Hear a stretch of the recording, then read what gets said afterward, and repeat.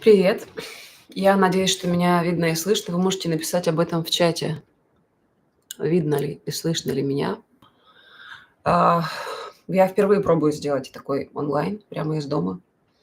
Так что это экспериментальный формат. Если нам это подойдет, можем делать это периодически. У меня есть ряд вопросов, которые вы задали заранее. Я их записала.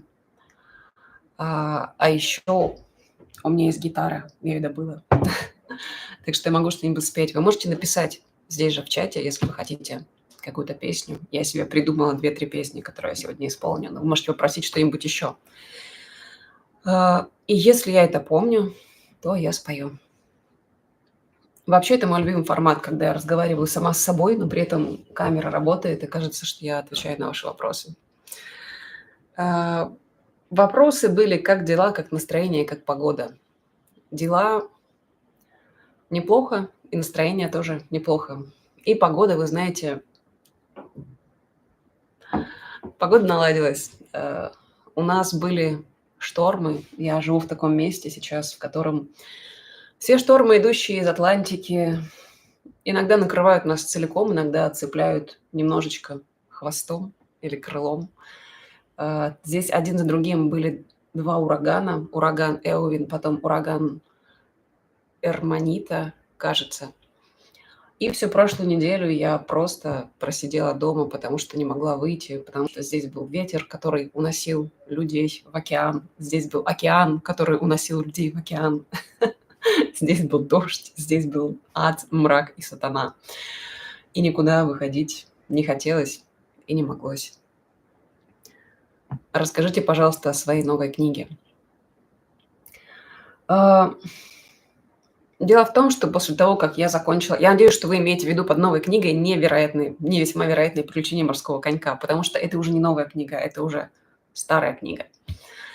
После того, как я закончила «Весьма вероятные приключения морского конька» и его невозможной команды, я поняла, что не могу перестать писать, что сам процесс меня как-то увлек, и я не могу остановиться. Мне просто нравится создавать что-то из ничего. По сути, это то же самое, что я делаю с музыкой, с песнями. Просто теперь у меня появился еще один способ выразить и сказать то, что я хочу выразить и сказать. А, Почти целый год я вначале занималась изучением галисийской мифологии. Галисия – это маленький регион на северо-западе Испании, там, где я сейчас нахожусь. У них свой язык, своя литература, своя мифология, свои легенды, свои сказки, все свое, где-то пересекающиеся с общей испанской, общеевропейской традицией, где-то нет.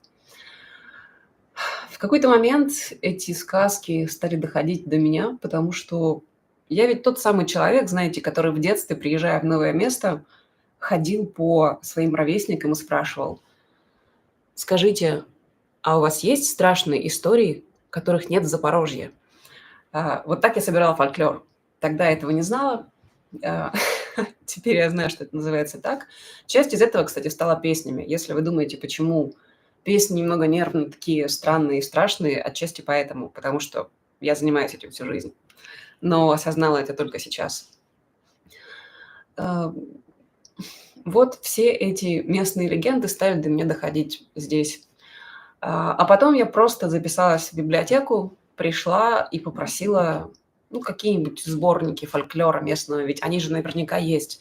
Они есть, но есть нюанс. Они на галисийском языке, на галего, то есть даже не на кастильском, испанском, который я учу последние 2 года, а на галисийском, которого я не знаю.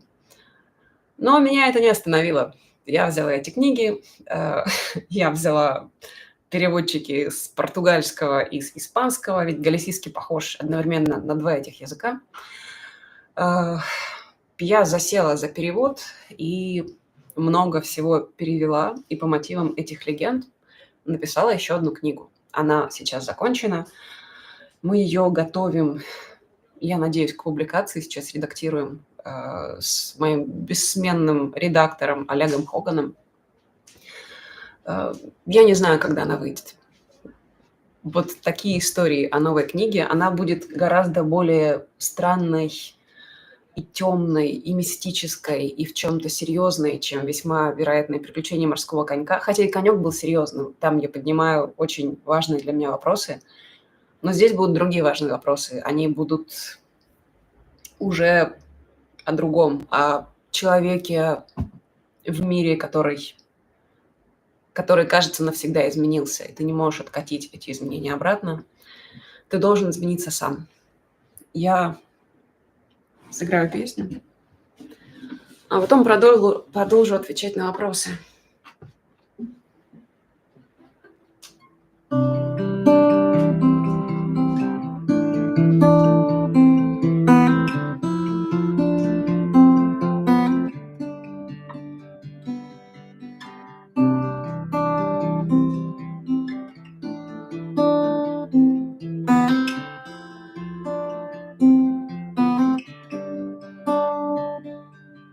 Он каждую ночь брал уголек из ее глаз, разжигал огонь, и всем было радостно. И капитаны вели корабли домой, припав к подзорной трубе. И дети от счастья бросались в море, а киты бросались на берег. А жена смотрителя маяка держит себя в руках, опускаясь на дно бокала, возвращаясь домой. Ах, она каждую ночь одна, так легка и так высока над уровнем моря.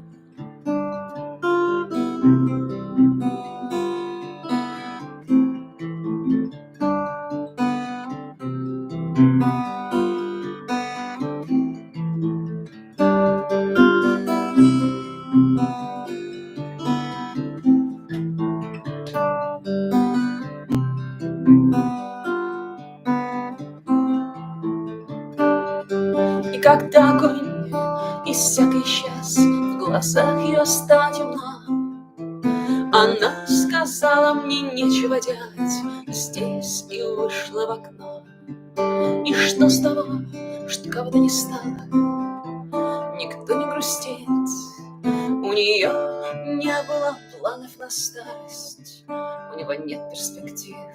А жена смотрителя маяка держит себя в руках, опускаясь на дно бокала, возвращаясь домой. Ах, она каждую ночь одна, так легка и так высока над уровнем моря. А жена смотрителя маяка держит себя в руках, опускаясь на дно бокала, возвращаясь домой. Ах, она каждую ночь одна, так легка и так высока над уровнем моря. Ах, она.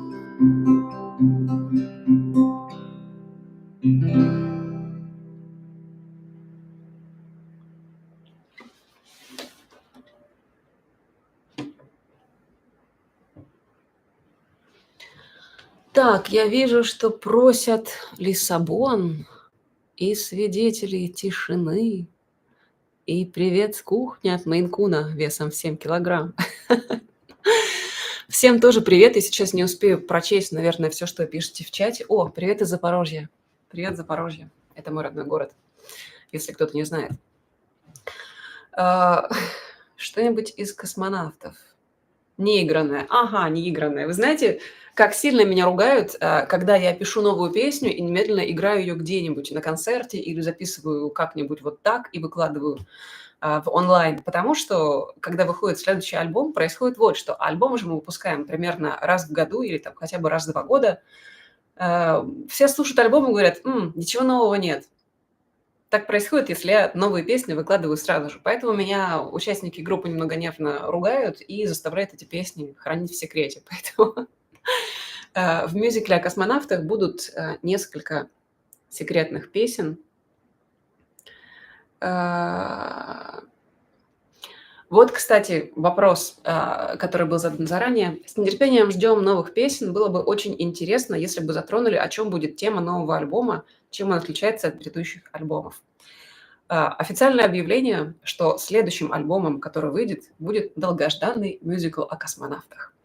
Если кто-то не знает, что это такое, то это шутка, которая появилась у нас, мне кажется, лет 10 назад, а может быть 12. Кто-то говорит 14, я не уверена. Это было так давно, что уже никто не знает, даже я не знаю.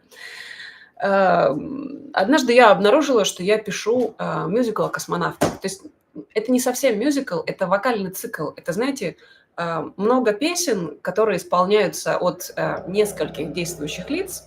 Конкретно в этой истории их 4 постоянных действующих лиц и еще 2 второстепенных персонажа. И вот эти песни складывались в сюжет.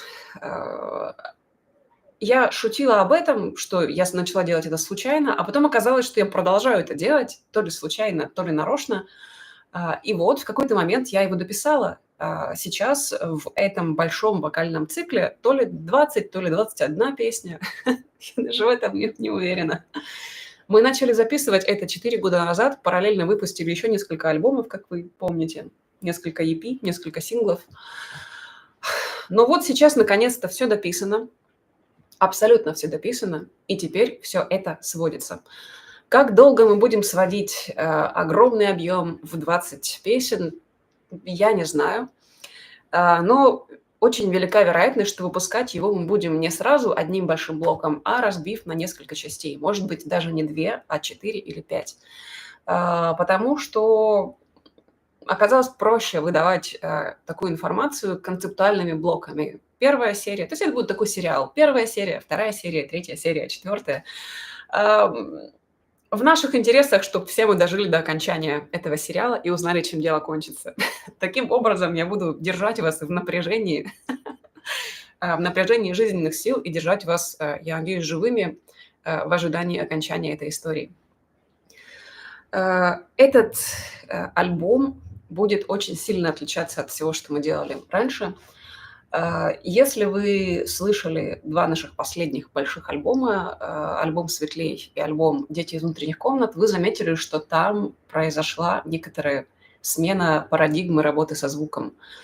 Мы стали использовать больше красок и больше возможностей. Мы стали привлекать больше сессионных музыкантов. Мы стали привлекать аранжировщиков со стороны, потому что у группы «Немного нервно» прямо сейчас выпущено 13 пластинок. Под пластинками я имею в виду альбомы и EP.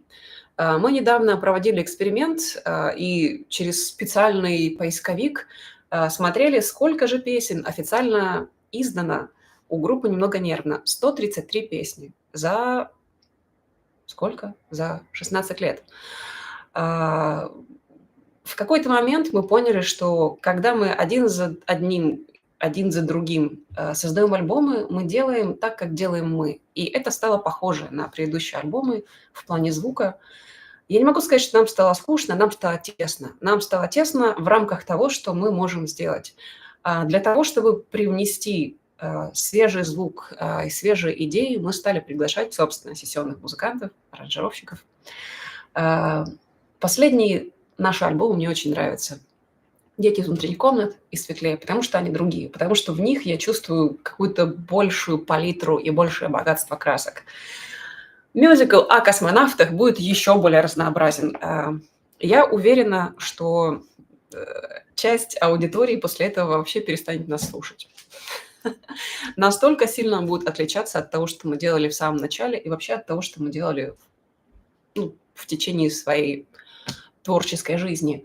Но, возможно, кому-то это понравится, и, может быть, к нам придет новый слушатель, который скажет: а вот это неплохо, это похоже на ремикс на группу «Немного нервно», и несмотря на то, что это оригинал песни, звучит хорошо. Хотя у меня есть маленькая фокус-группа моих знакомых людей, которым я давала послушать этот альбом. И их вердикт был таким. Кто-то просто был в полном восторге, а кто-то сказал: вы скатились в бездушное техно. И я подумала, что если однажды я буду писать, мемуары, творческую биографию группы «Немного нервно» от создания группы в городе Запорожье, до того, где мы оказались здесь и сейчас, от первого альбома, от «Координат чудес», до мюзикла о космонавтах, я назову эту биографию от средневекового шансона до бездушного техно. То есть так выглядит наш творческий путь. Мы получали плохие отзывы в самом начале, и мы получаем их же в самом конце. И я этим горжусь, потому что мы не 5 рублей, и не доллар, и не попса, чтобы всем нравиться. Здесь я сыграю песню, которая всем не нравится.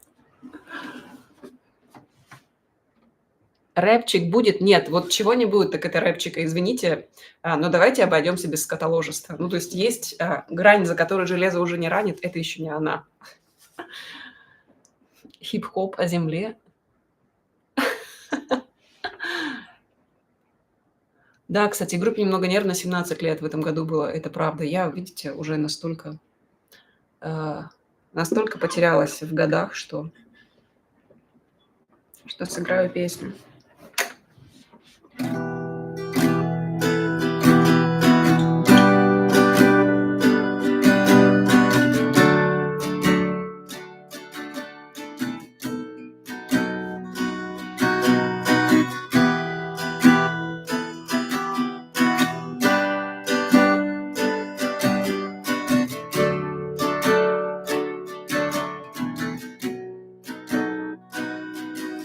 Ты здесь, так близко рядом со мной, мы будто стали одно, как кровь и вино. Бог есть, и если Бог есть любовь, то я вернусь за тобой сквозь самую черную ночь. Там, на португальском ветру, мой смелый маленький друг и тихие люди.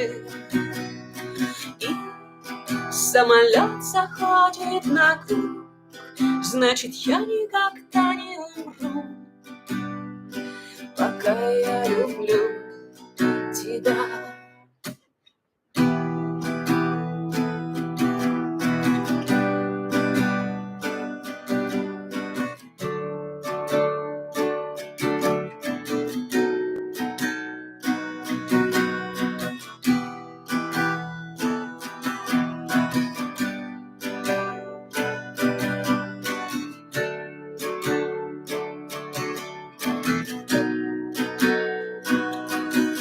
Мечтать и в радости, и в беде, как 12 из тех, кто слышал этот прибой.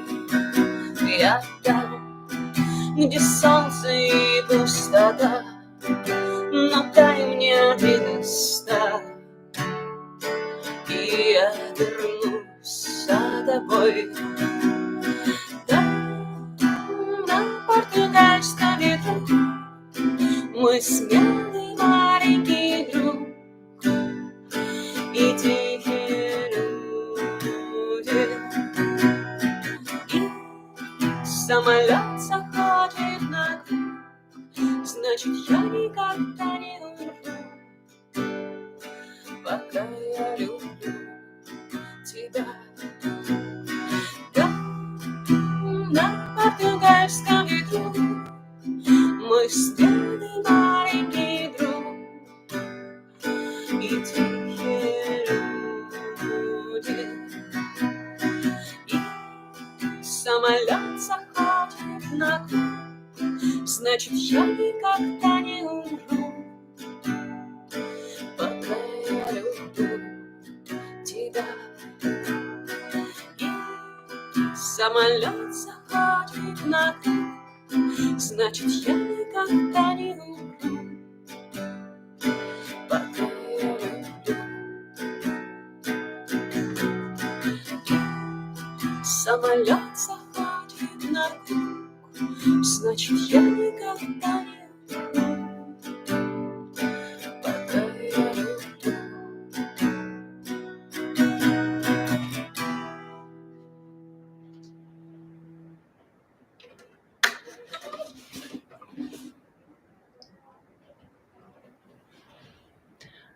Сейчас бы в испанскую деревню, а не это ваши -11 в сугробах. А вот конкретно вас я даже приглашала в эту испанскую деревню. Я как бы сами виноваты, что не приехали.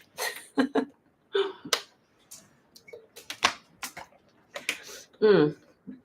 Расскажите, пожалуйста, о своем любимом или наиболее,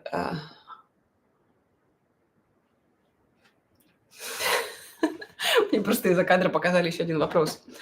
О своем самом любимом или наиболее впечатлившем вас сне?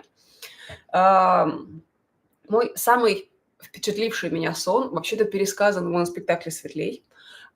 Следующим заходом, видимо, я начну выкладывать его тоже на этот канал, чтобы вы могли смотреть. Там описан сон, который снился мне много лет и до сих пор снится иногда. Мне снится, что я стою на мосту, который должны взорвать. Вообще, сны, о том, как мир разрушился, снились мне до того, как это стало мейнстримом. Я бы сказала, что жизнь меня к этому готовила.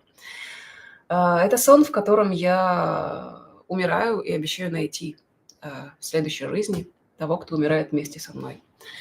В моноспектакле «Светлей», есть эта история. Она называется «Кто был там со мной на мосту?». Я выложу ее сюда, и там можно будет посмотреть, пересказ этого сна. Это не фантазия, это правда происходящий со мной сон, который меня в свое время впечатлил. А, Можете ли вы рассказать немного о деревне, в которой живете? На каком языке говорят люди? Общаетесь ли вы с ними? Чувствуете ли вы себя там своей или совсем чужой? Как часто бывают сильные штормы и как вы их переживаете? И дополнительный вопрос: а какая рыба водится в вашей рыбацкой деревне? А, Как я уже говорила, я живу в рыбацкой деревне на севере Испании. Почему здесь? Первая часть ответа очень простая. Это дешево. Жить в деревне вообще дешевле, чем жить в городе. И здесь я живу гораздо дешевле, чем, например, я жила в свое время в Москве, а я жила там много лет. Здесь я живу дешевле. Еще здесь очень тихо, и никто меня не знает. Э, Очень приятно, знаете ли, вот однажды уехать в место, в котором тебя никто не знает, не узнает ни в лицо, ни в голос, ни во что. И просто не сказать, что жить там заново, а просто жить какую-то другую жизнь, в которой тебя знают за то, что ты приветлив и учишь местный язык, а не за какие-то твои другие заслуги, достижения. Мне кажется, в этот период жизни мне очень хотелось именно этого, почувствовать, что люди меня судят и оценивают по тому, как я себя веду с ними, а не потому, что они обо мне знают. А, а еще здесь очень красиво, а еще здесь видно океан, а еще здесь водится очень много рыбы. Я люблю рыбу, нежных рыб, когда они приходят по чистой воде. А, Каждый второй день я хожу на рынок и потом бездушно ем этих рыб. В нашей деревне очень много разных рыб. Как я сказала, здесь название даже не на испанском, а на галисийском, поэтому я, честно говоря, не знаю, что это за рыбы. Некоторых из них я начала узнавать. Это какая-нибудь рыба рубия, это какая-нибудь местная макрель, это какой-нибудь что-нибудь рыба ленгуа. Каждый раз я прихожу к бабуле, которая продает рыбу на рынке, и прошу у нее чего-нибудь нового, потому что я прочла, что запасы Мирового океана истощаются, потому что вылавливают, когда забрасывают сеть, вылавливают очень много всех, а потом люди покупают и едят только лосося и тунца. А вот это здесь, кстати, не водится. А все остальные рыбы просто выбрасываются. Я подумала, что я так поступать не буду, я за богатство Мирового океана. И если я уже что-то ем, я буду это делать хотя бы максимально безвредно для природы. Поэтому я всегда пробую что-нибудь новое, чего я еще не видела. И мне бабушка на рынке рассказывает, как это готовить. Так что я здесь говорю на испанском. Я испанский учу уже 2 года. На самом деле я язык этот любила с самого детства, и с самого детства пыталась его учить, но что-то мне постоянно мешало, то какие-то дела, то работа, то музыка, то что-нибудь. Здесь у меня нет выбора, потому что все говорят только на испанском. В магазине, на рынке, в банке, в больнице, в полиции, где угодно. Поэтому мой уровень сильно подрос. И я не могу сказать, чувствую ли я себя здесь своей или чужой.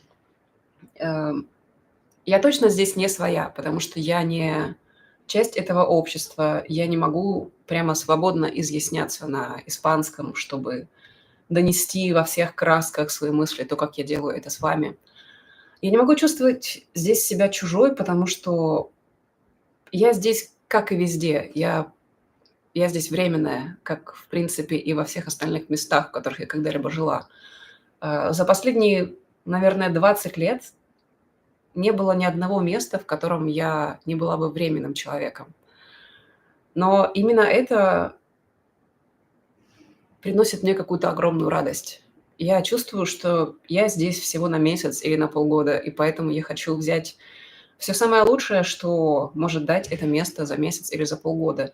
Я знаю, что люди, которые переселяются в большие города, интересные города, например, люди, которые жили в Саратове, вдруг переехали в Санкт-Петербург. Это значит, что они перестали ходить по музеям в Санкт-Петербурге, посещать дворцы и все остальное, потому что ты ведь теперь здесь живешь, чего ходить, ты еще успеешь, а потом ты не успеваешь.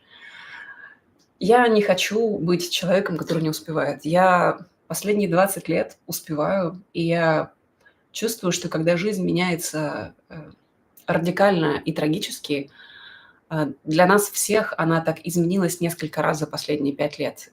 Но для меня она менялась таким образом гораздо большее количество раз за последние 20 лет. Но каждый раз, при каждой перемене я чувствую, что я взяла все лучшее, что я могла взять из этого времени и из этого места. И я была добра к людям, и я заводила приятные знакомства, я не теряла времени, я не откладывала на потом. Я делала все то, что я хотела сделать, и я говорила все то, что я хотела сказать прямо сейчас. И я говорю об этом со сцены вот уже почти 20 лет. Я говорю о том, что нельзя откладывать на завтра никаких добрых дел и слов. Я говорю о том, что все происходит здесь и сейчас, и я сама стараюсь жить так. Потому что если я не буду жить так, то какой смысл об этом говорить? Тогда получится, что я вам всем вру все эти 20 лет. Нет, я говорю правду, и я стараюсь так жить. Так что я себя здесь не чувствую ни своей, ни чужой. Я просто чувствую здесь себя отлично. Я здесь живу между гастролями и между прочими всякими делами.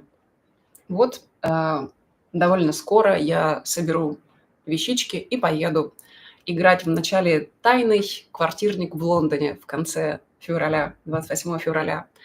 Потом я сыграю один концерт в Ницце 14 марта. Потом я сыграю еще 3 концерта в Германии, в Эссене, Мюнхене и Берлине в конце марта. Я все это вывешу в наших соцсетях. Возможно, еще добавится концерт в Штутгарте, пока это обсуждается.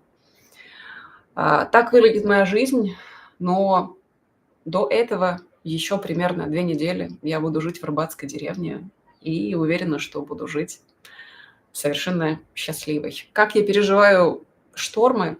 Я пишу книги, когда шторм. Я сижу с ноутбуком, никуда не выхожу, смотрю, как ветер ласково треплет арматуру за моим окном и слушаю, как дождь стучит по окнам. Когда ветер дует с океана и идет дождь. Знаете, вот дождь может стоять стеной, вот здесь дождь лежит стеной горизонтальной, и если он бьется прямо в окна, грохот стоит чудовищный.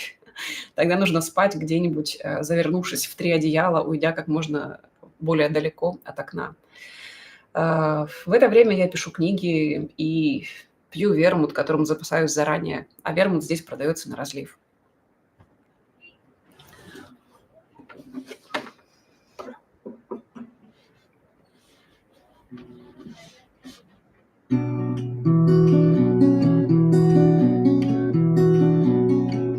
Плачь, моя девочка, плачь, твой славный герой лежит на щите.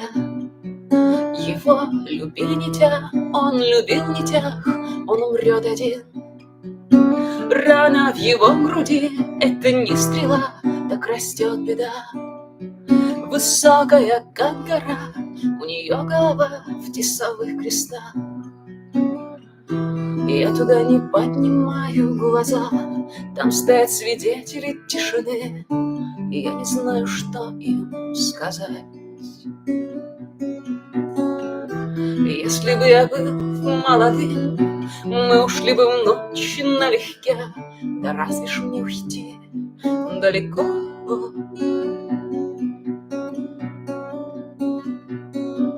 Так пей, моя девочка, смейся, соленую смесь боли и воды. В небо воздушном сне я не посмею, и смерть победит. Взмах оперения плеч — это не стрела, так растет любовь. Высокая, как гора, у нее крыла выше облаков. Я туда не поднимаю глаза, там стоят свидетели тишины. Я не знаю, что им сказать. Если бы я был молодым, мы ушли бы в ночь налегке, да разве ж мне уйти далеко? Так плачь, моя девочка, плачь, твой славный герой лежит на щите. Его любили не те, он любил не тех, он умрет один. Рана в его груди — это не стрела, так растет беда. Высокая, как гора, у нее голова в тесовых крестах.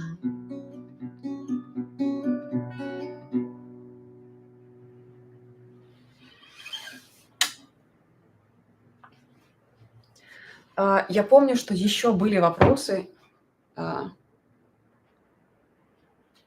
Екатерина, а песня о любимом напитке джине в новом альбоме будет? А то на одном онлайн-концерте ее анонсировали. Да, там будет песня, в мюзикле о космонавтах будет песня, в которой, конечно же, будут персонажи повелитель песочных часов и госпожа недопитого джина с тоником. Такие люди там будут.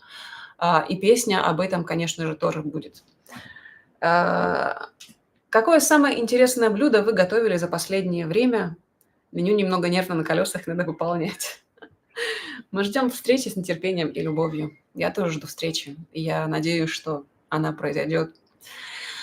Блюдо, которым я особо горжусь, я его, кажется, даже описывала в соцсетях. Мы назвали это блюдо «Тунец в боа».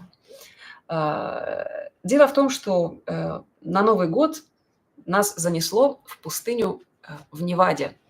Мы жили в кемпервэне, в таком автобусе. Запас продуктов был очень ограниченный, потому что посреди пустыни Невада можно добыть очень ограниченное количество продуктов, и в основном это что-нибудь в консервных банках. Хранить там еду тоже особо негде, поэтому мы же хотели соблюсти, знаете, старую вот эту славянскую традицию и приготовить, хотя бы капельку оливье, хотя бы горсточку винегрета, и на худой конец маленькую плошечку селедки под шубой. Ничего этого не получилось, потому что продукты были неподходящие. Зато мы поняли, что у селедки под шубой есть родной брат тунец в боа. Тунец в боа – это родной брат селедки под шубой, который еще в 90-е, во время так называемой колбасной миграции, уехал в Лас-Вегас, чтобы стать танцовщиком. Мы приготовили тунца в боа из консервированного тунца, из консервированных ананасов, из майонеза, из консервированного халапеньо и из растворимого картофельного пюре. Это, знаете, вот тот самый бич-пакет, который ты берешь с собой в поход, заливаешь кипяточком, размешиваешь, и получается картофельное пюре. Вот если все это нарезать кубиками, сложить в стакан, потом перевернуть, вот так слоями, потом перевернуть, получается тунец в боа. Не благодарите и не пробуйте. Был вопрос о песне «Санта-Мария». Связана ли какая-нибудь легенда с этой песней? Ответ на этот вопрос появился у меня буквально вчера. Дело в том, что вчера я узнала, что все корабли Колумба, а Санта-Мария – это один из кораблей Кристофора Колумба, на которых они отправились открывать новый свет из Испании и открыли новый свет. Дело в том, что все эти названия, которые нам знакомы с детства, Пинта, Нинья и Санта-Мария – это прозвища кораблей. Это прозвища, которые им дали сами моряки. На самом деле 3 этих корабля назывались по-другому. Пинта называлась Санта-София, если я правильно помню. Санта-Мария называлась Ля-Галлега, Галисийка. А как называлась Нинья, на самом деле, никто не знает. Архивы умалчивают. Возможно, я что-то наврала, кроме того, что Санта-Мария называлась Ля-Галлега, Галисийка. Дело в том, что Галисийка – это жительница вот этого региона Галисии. Я написала песню «Санта-Мария» много лет назад. Тогда еще не зная, что это песня о Колумбии. Потом я это узнала. Ну, так случается. Я пишу песню, потом понимаю, о чем она. Теперь я поняла, что это не просто песня о Колумбии. Это песня, которая связывает меня с этой землей, с этой рыбацкой деревней. Потому что вот здесь по соседству есть другая рыбацкая деревня, в которую, между прочим, после многих лет скитаний пришел один из кораблей Колумба, тот, который считался потерянным. Корабль Пинта в какой-то момент потерялся, а потом спустя годик вернулся и пристал вот здесь, в соседней рыбацкой деревне, и там сейчас стоит реплика этого корабля.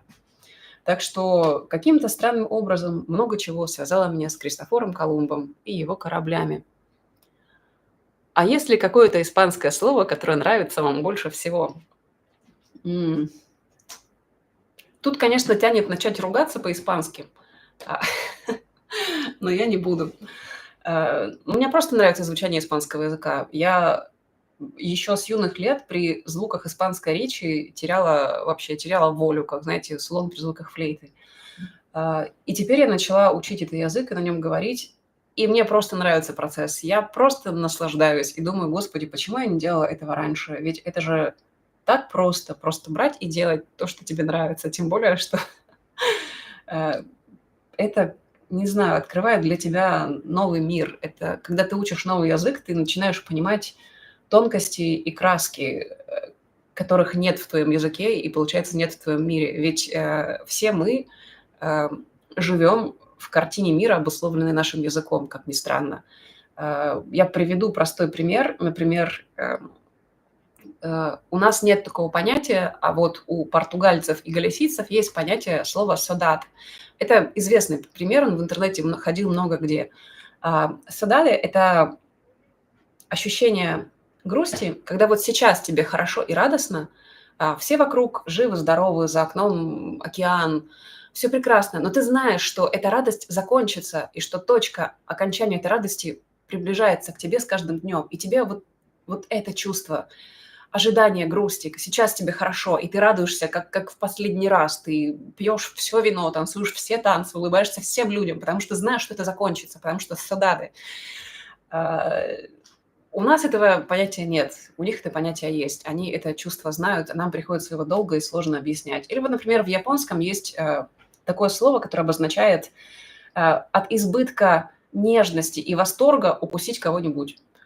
Ну вот как бы это чувство понятно котам, нам оно непонятно, и японцам, нам непонятно, нам приходится объяснять. Может, песню на испанском? Вообще-то, на самом деле, теперь-то я уже могу. Одну песню мне перевели на испанский, и, может быть, я ее даже спою сегодня, я подумаю. Вот я хотела ответить на другой вопрос, который тут задали. Почему используете русский язык? Я так понимаю, что это был какой-то такой немножечко агрессивный наезд. Здесь отсылка к тому, что я гражданка Украины. Как я смею или как я не смею? Я не знаю, в чем наезд конкретно на меня, использующий русский язык. Мне кажется, вы всегда меня слышали, использующий именно этот язык. Но у меня есть ответ. Понимаете, когда я открываю рот, независимо от того, говорю я или пою, я почти никогда не делаю этого, чтобы насладиться звуком своего голоса. Обычно я это делаю для того, чтобы меня услышали и поняли. То есть два важных аспекта. Услышали и поняли. Два. Говорить с человеком на языке, которого он не понимает, кажется мне неуважением к этому человеку и тратой своего времени. Поэтому если я говорю с людьми на русском языке, это значит, что я считаю, что они говорят на русском языке, и я хочу, чтобы они меня поняли. С англичанами я говорю на английском, с испанцами на испанском, с украинцами на украинском, с русскими на русском. Я всеми этими языками теперь владею и могу говорить. Это экономит мое время, это выражает мое уважение к тому, с кем я говорю. Да и просто нет ничего плохого в том, чтобы говорить на разных языках. Это круто. Учите разные языки, учите, и русский тоже учите, и все языки учите. Это замечательно.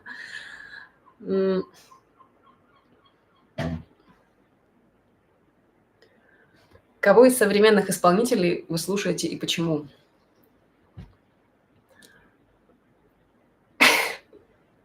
Когда меня спросили об этом недавно, я сказала, что я слушаю аудиокниги.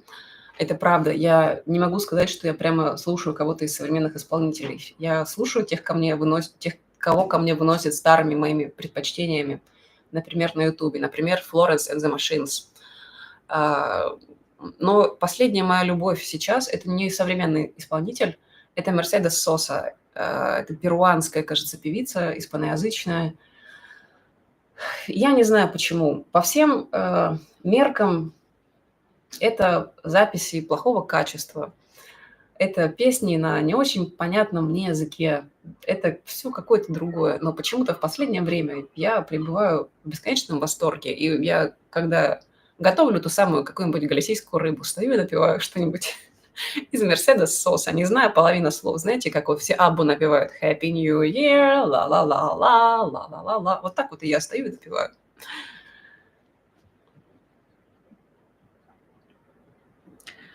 Я кусаю свою кошку, когда нежности и милоты слишком много. Ну вот, значит, вы либо японец, либо кот.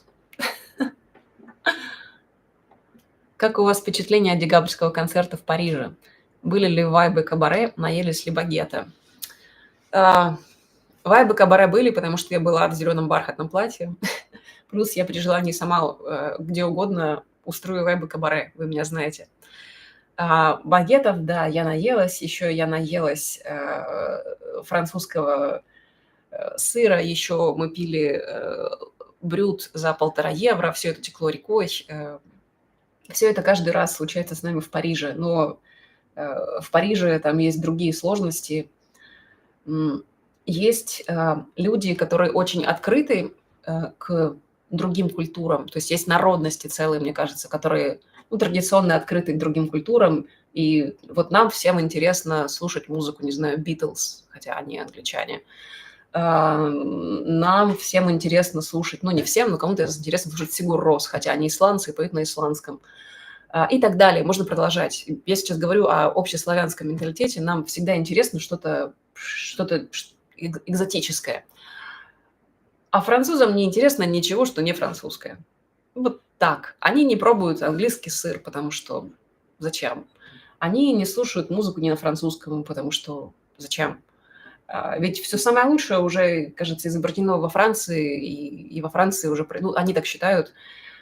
И поэтому в концертах во Франции есть вот такой нюанс. Но вы знаете, несмотря на это, я все равно сыграю песню, которая про ночной Париж.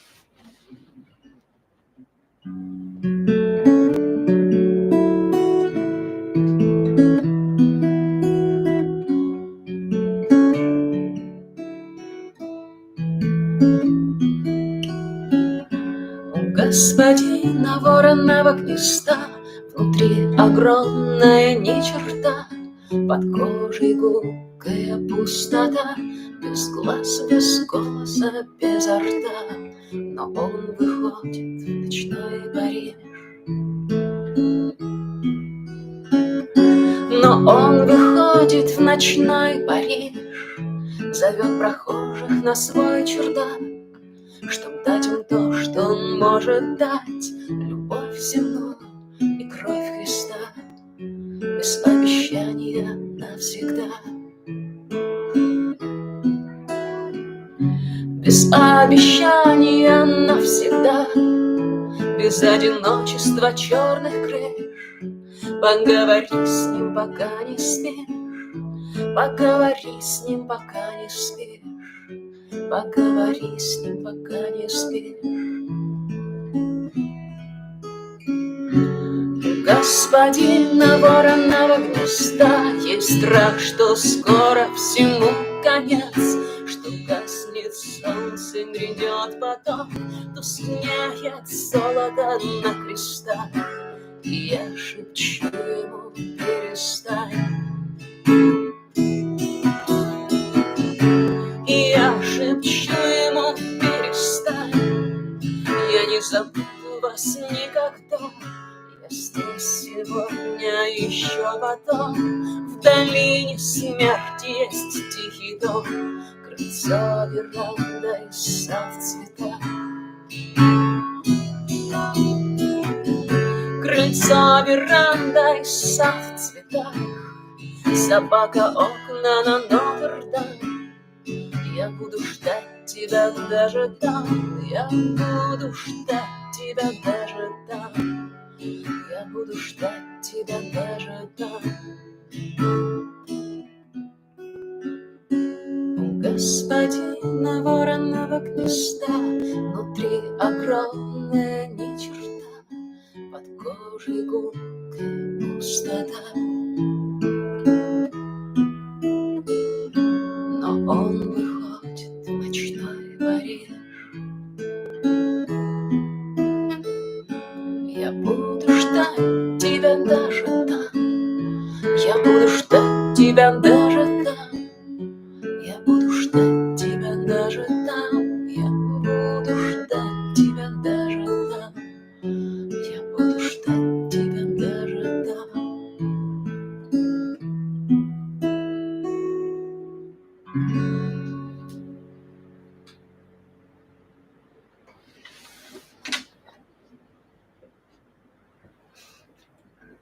Французы очень любят русскую водку, поскольку во Франции она стоит дорого, они приезжают в Россию за ней.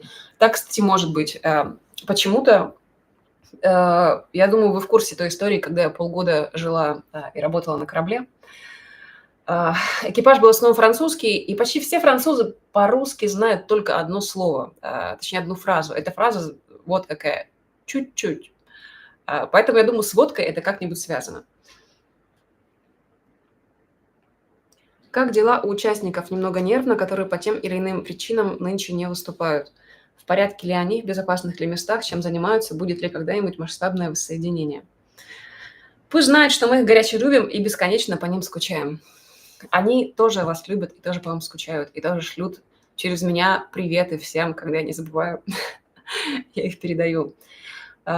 Участники группы «Немного нервно» сейчас в разных местах. Скрипачка Ольга в Москве занимается всякой другой музыкальной деятельностью. Флейтист Роман Резник в Украине занимается всякими своими делами, музыкальными, немузыкальными, переводческими. Все прочие участники «Немного нервно», которые не были в активном составе уже некоторое время, разбросаны по миру и занимаются разными делами. Я не знаю, могу ли авторитетно комментировать, чем конкретно они заняты, но точно заняты тем, что шлют вам приветы.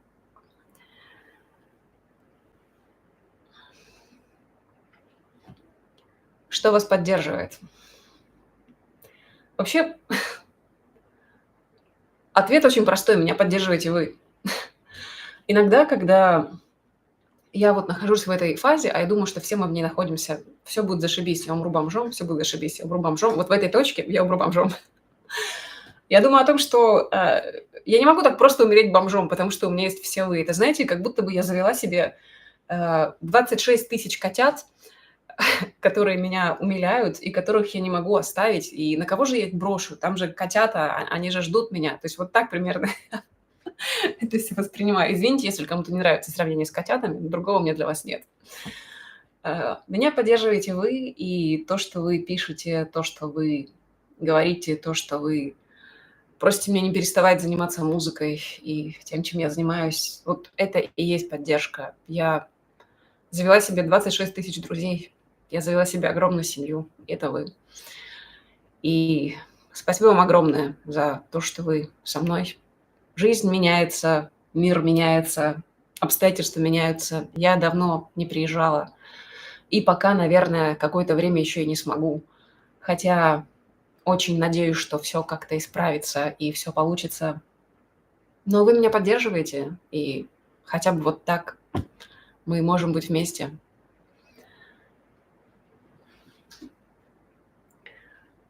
Планируете ли вы продолжать литературную деятельность и написать сказку, подобную «Морскому коньку», либо продолжение? Вы знаете, прямо сейчас, прямо сегодня я сидела и думала, не начать ли писать продолжение «Морского конька», потому что я дописала вот эту вторую мрачную книгу, и теперь мне хочется писать что-то еще. И я такая, может быть, пора писать продолжение «Морского конька» и расширить его до настоящей большой повести, где будет много всяких веселых историй. Может быть, и да, может быть, я займусь этим. Я, кстати, продолжаю потихоньку литературную деятельность.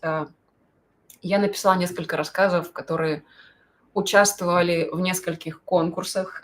Один мой рассказ под псевдонимом вошел в лонглист литературного конкурса, который назывался «Любовь до гроба» от интернет издательства, или я не помню, как правильно это называется, Литмаркет называется литературная платформа. В общем, там мой рассказ вошел в лонглист. Мне было очень приятно и неожиданно. Другой мой рассказ прямо сейчас вошел в полуфинал открытого конкурса фантастики международного, тоже под псевдонимом. Почему я пишу под псевдонимом? Потому что я стесняюсь. Потому что я пробую себя в чем-то новом, чего я не делала никогда. Но я думаю, что скоро я перестану стесняться, и станет достоянием общественности, как я там называюсь, и с этим всем с вами поделюсь. Просто я хочу прямо сейчас, чтобы, когда происходило открытое голосование, люди голосовали за качество текста, а не за то, что я Екатерина Гапенко из группы «Немного нервная». То есть вот так хочется понять, правда ли люди читают то, что я пишу, потому что я пишу хорошо, а не потому что я написала когда-то несколько хороших песен, и вот теперь такой получила кредит доверия. И теперь люди просто как бы вижу голосование, иду голосую. Вы так, кстати, не переставайте так делать. Когда будут музыкальные конкурсы, я обязательно скажу. И нужно будет просто идти голосовать. А вот за литературу пока так не делайте. Но я скажу, если будет нужно. Каковы творческие планы? Планируете ли вы чаще выступать сольно или при любой возможности собирать состав немного нервно вместе? Конечно же, я планирую собирать состав немного нервно при любой возможности. Просто сейчас его собирать очень тяжело. Мы все в разных странах, и нам нужно где-то встречаться в каких-то местах. А вот в Европе все такие цветные и красивые, а вы, Екатерина, не думали покрасить волосы в синий, как море?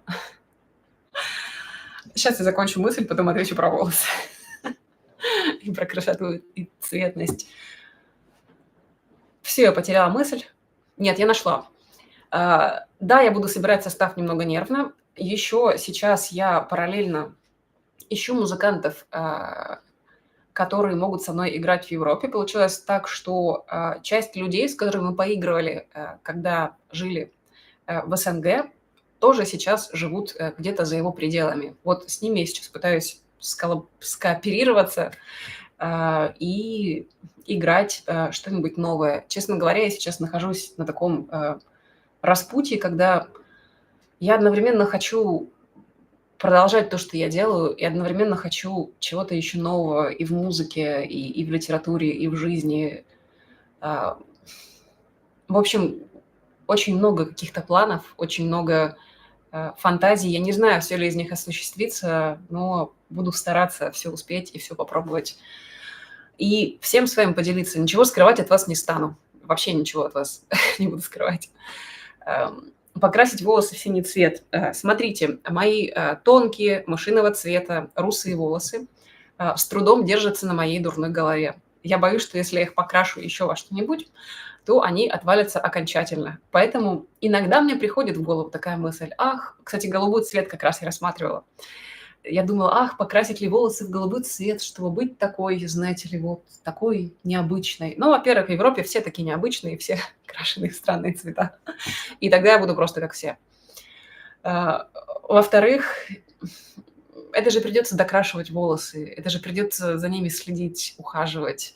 Это же придется жить в одном месте. То есть вот придется иметь банку какого-то бальзама для волос, а я же живу с одним рюкзаком, придется ее с собой возить. А как я буду с собой ее возить? Я, вы знаете, лишний носок один с собой взять не могу, потому что он в рюкзак не помещается.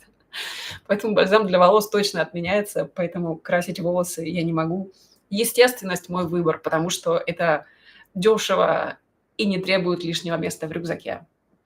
Вот такая моя эко- и натуральная повестка. Так, еще какой-то есть вопрос. А нет ли случайно в планах концерта в Ирландии?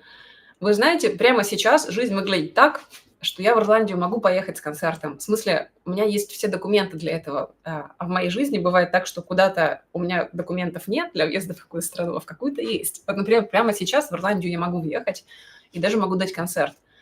Нужно только найти какое-то место, где можно дать концерт. И нужно понять, что мой приезд туда не случится вот как. Приеду я, сыграю в пустом зале, расстроюсь, поплачу под ирландским дождем, выпью рюмку виски и уеду. Вот этого бы не хотелось. Хотелось бы, чтобы кто-то пришел на концерт. То есть надо понимать, есть ли аудитория в Ирландии. Если есть, то я приеду. То давайте вообще спишемся, обсудим и как-нибудь это организуем. Я сыграю песню, которую я специально вспомнила для этого случая, которая, мне кажется, прямо сейчас уместной.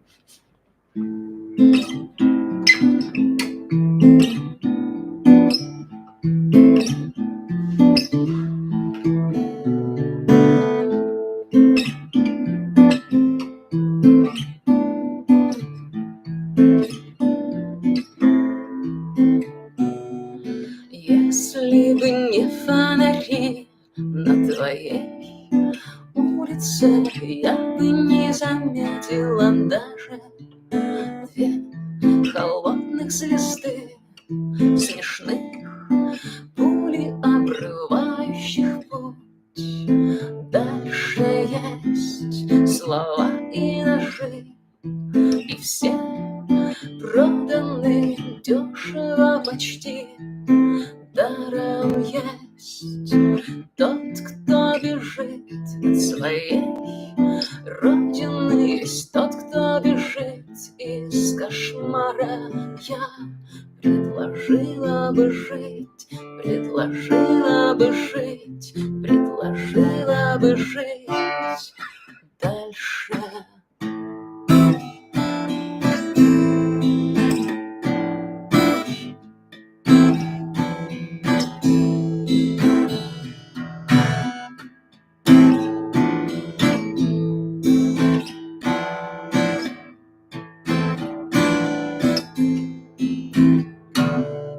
Если бы не умирать по твоей милости на всех площадях мира, если бы маленький ад здесь не остановился, ангел смерти прошел мимо, есть слова и ножи, и все проданы дешево почти.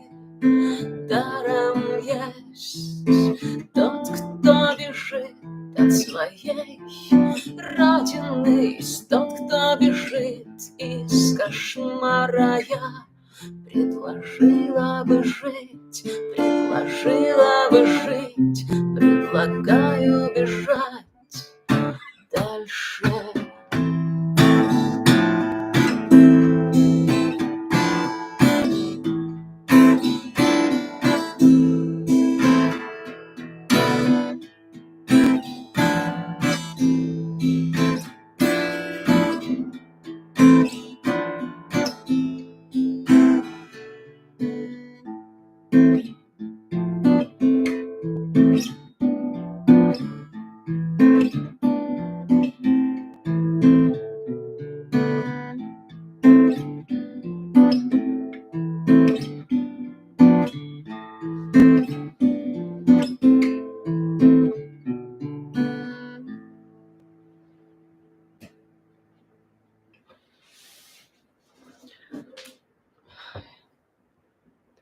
О, кстати, насчет волос. Что? Есть ли в планах еще издавать ваши тексты в бумаге? Я не понимаю, какой вопрос. Какая история у ваших прекрасных белых прядей? Связано ли это как-то с легендой про шелки?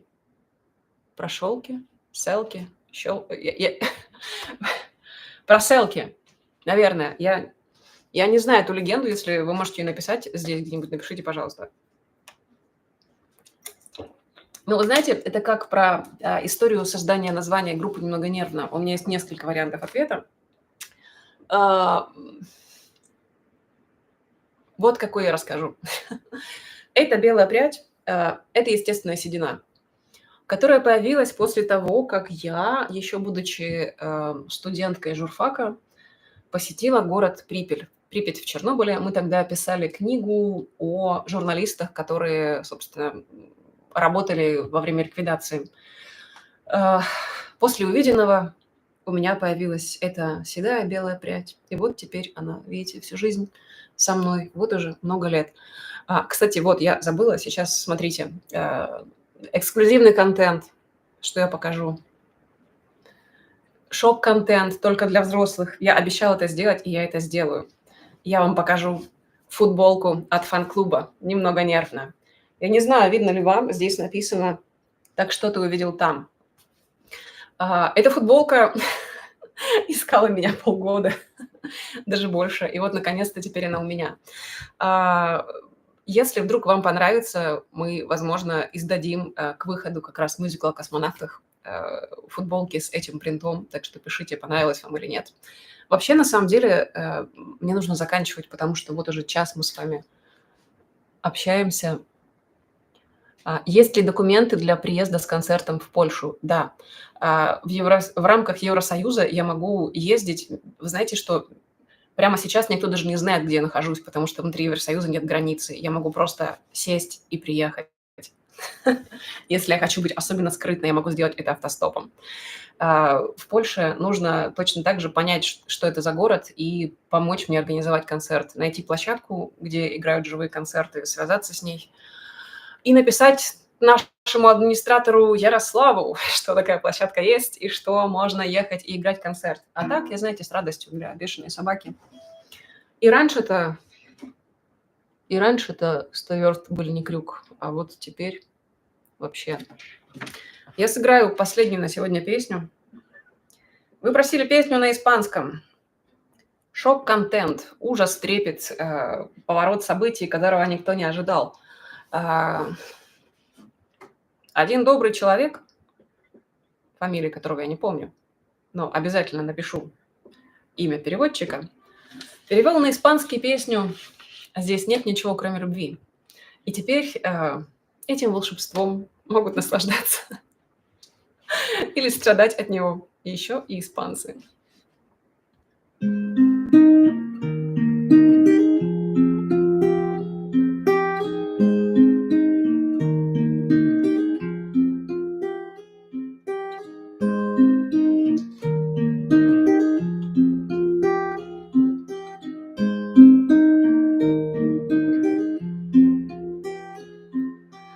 Vi crecer la sombra sobre mí que cayó el canto de las niñas que robó las flores de su color,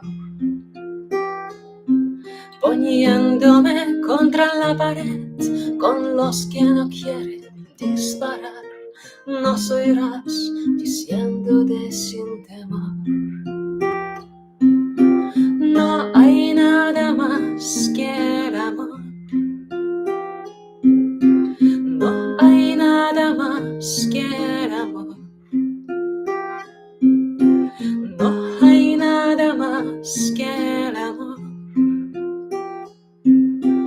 No hay nada más que el amor.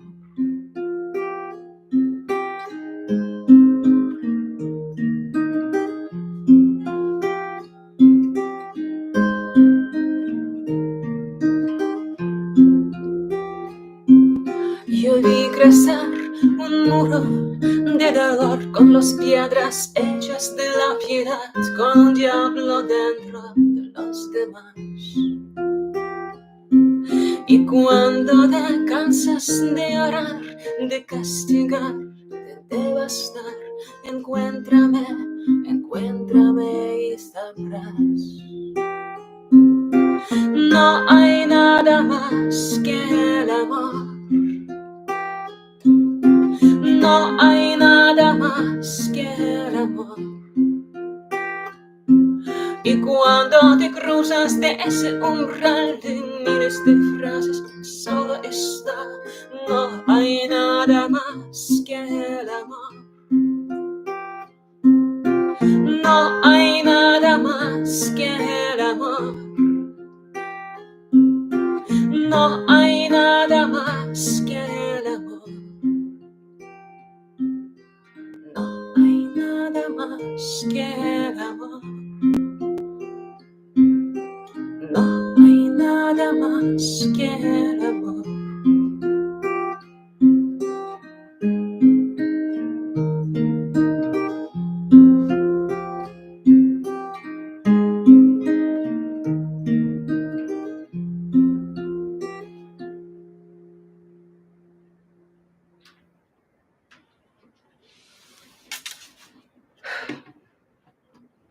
На этом я закончу сегодняшний онлайн.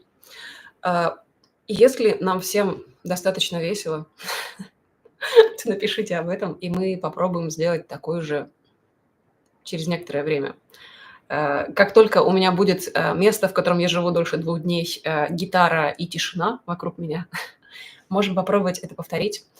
Если вдруг вы обладаете суперспособностью переводить песни группы «Немного нервно» на другие языки, то переводите смело, присылайте. Как видите, сейчас я хочу освоить много всего и заставить, знаете ли, всех остальных радоваться этим песням. Вот теперь испанцы будут заставлены радоваться, хотят они того или нет. Еще несколько песен мне перевели на английский, так что их эта участь тоже не минет. Я открыта к предложениям о любых языках. Переводите, присылайте, пишите, будем обсуждать. Спасибо большое за то, что вы сегодня со мной. Спасибо большое за то, что вы слушаете и то, что слышите. Самое важное, никогда не откладывайте на завтра никаких добрых дел и слов. Потому что нет никакого завтра. Есть только здесь и сейчас. Мир вам всем и будьте счастливы.